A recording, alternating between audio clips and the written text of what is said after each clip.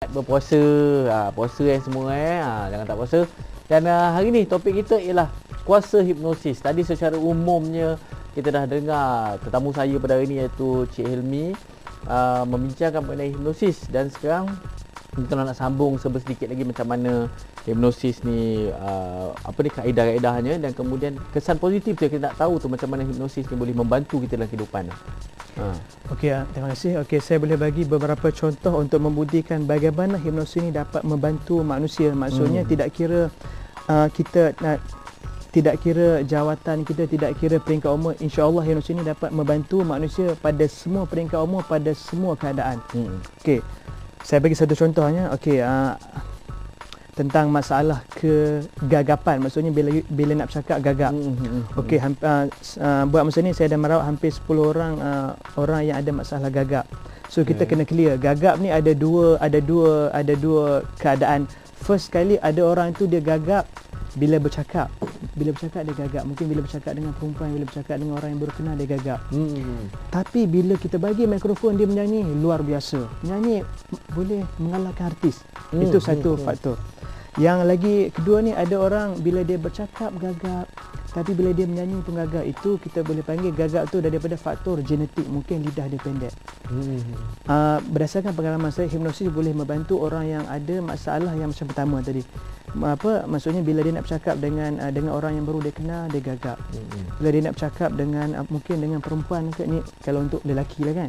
Nak cakap dengan perempuan ke, perempuan nak cakap lelaki, perempuan pula gagap. Perempuan pula gagap.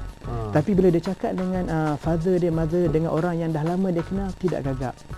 Okey, so berdasarkan ni saya boleh cerita macam mana yang saya punya passion yang gagap tu kan. So bila saya analyse dia punya masalah, okey, so saya dapat tahu. Sebab kita sebab dia hipnosis ni ada banyak bidang. Salah satunya hypnotherapy. Maksudnya how we use hipnosis untuk terapi, untuk kita rawat. So bila saya tanya dia, okey, macam mana yang you boleh gagap ni? Sebab orang yang ni gagap, sebab dia cakap pada saya, dia gagap ni ada tempat, bukannya gagap every panjang time. Masa. Yes. Maksudnya dia kata dia gagap bila nak bercakap di hadapan orang ramai. Dia rasa sangat takut gagap. Bila nak bercakap dengan orang yang baru dia kenal, dia takut gagap. Tapi dia kata bila dia balik rumah cakap dengan wife dia, cakap dengan mother dia, okey. So that means kita boleh tengok gagap dia ni adalah gagap berdasarkan pengaruh persekitaran, betul. So macam ni hipnosis dapat membantu. Okey. Macam mana? So bila saya tanya dia, okey, saya contoh nama dia Cik Azmi, contoh So bila saya tanya dia, okey Cik Azmi, macam mana you boleh jadi macam ni? Okey, dia pun cerita, okey, ada suatu ketika tu, maksudnya dia terpaksa bagi ni lah, dia terpaksa bagi public speaking. That means you kena cakap di hadapan orang ramai tau. So dia kata itu mungkin first time dia bercakap, dia tengok orang ramai, ada tetamu VIP. So bila dia cakap tu, dia ada perasaan yang sangat takut. So tiba-tiba bila dia cakap tu, dia tergagap. Dan bila dia gagap, audiens semua mentertawakan dia. So bila benda tu berlaku, dia dah ada satu kepercayaan dalam diri dia. Aku ni tak boleh ni, kalau aku bercakap depan orang ramai, aku bercakap depan orang kenaman, mesti aku akan tergagap dan aku akan ditertawakan dan aku mesti malu. So okey, this is maksudnya dipengaruhi persekitaran. So bila persekitaran tu berlaku, bila you nak bercakap dengan orang, bila you nak bagi public speaking, ketakutan tu akan datang. Sebab apa? Sebab dah tertanam dalam you punya belief ni, bila I nak bercakap depan orang, bila aku nak bercakap depan audience, aku akan gagap. Kalau ikut genetiknya, you tidak gagap.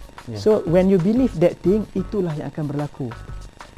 Okey, dan saya boleh bagi contoh. Okey, sebab kita kena ingat hipnosis ni kita boleh bagi pada dua bidang.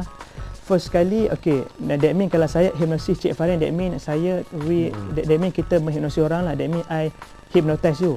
Dan ada lagi satu kita panggil self hypnosis. Okey, self hypnosis ni berlaku bagaimana? Okey, contohnya kadang-kadang ada benda yang kita namakan self talk, that mean cakap sendiri. Okey, contohnya kan dia lah mungkin sebagai seorang pelakon kan, sebagai seorang artis ke, sebagai seorang pengacara kan, contohnya. Mungkin perasaan tu ada dalam diri kita. Dia lah maksudnya sebelum kita mula kita punya sebelum mula kan kita punya setting penggambaran kan semua kan, mesti perasaan tu akan ada. Saya bagi contoh yang peserta yang saya rawat ni, okey, self talk dia ni. Ini berkaitan juga masalah bila dia nak bagi public speaking. So sebelum dia bercakap tu, dia bercakap pada diri dia kata, aku ni boleh tak boleh ni, sebab depan sana ada menteri, ada VIP. Maksudnya self talk tu dia cakap sendiri. So bila dia cakap tu, aku rasa aku tak boleh lah. So bila dia naik dekat atas pentas benda yang itu berlaku, sebab apa? Sebab you dah believe benda tu. Sebab kita kena ingat Cik Farin, kalau macam saya cakap pada you, okay Cik Farin, you ni kurang macam ni lah, kurang ni, that mean you akan analyse kan. Cik Amin ni cakap, dia nak kata kat aku ni betul ke tak betul kan. That mean bukan semua yang Cik Amin cakap aku boleh percaya, contohnya kan. Tapi bila you sendiri cakap, that mean mesti you dah believe benda tu kan. Sebab macam saya bagi tahu tadi, bila kita sendiri dah believe benda tu akan masuk dalam subconscious mind kita, dan itulah yang akan lahir sebagai kita punya character attitude. Betul kan? Dan secara dasarnya hipnosis ni kita boleh bagi kepada dua lah. Ada satu, ada formal dan informal. Formal ni that mean hipnosis yang kita buat secara terancang lah. Macam ni, contohnya bila saya cakap, okay Cik Farin, saya nak hipnosis you setuju ke? So bila you jawab you setuju, that mean itu adalah secara formal. Tapi yang informal ni banyak berlaku. Contohnya macam tadi kan, macam mana kita punya parents dia takutkan kita dengan hantu, itu adalah hipnosis. Maksudnya hipnosis ni adalah benda, any saranan yang you terima, bila benda tu masuk dalam you punya belief system, itu adalah, semua itu adalah hipnosis. Okey. Dan secara normalnya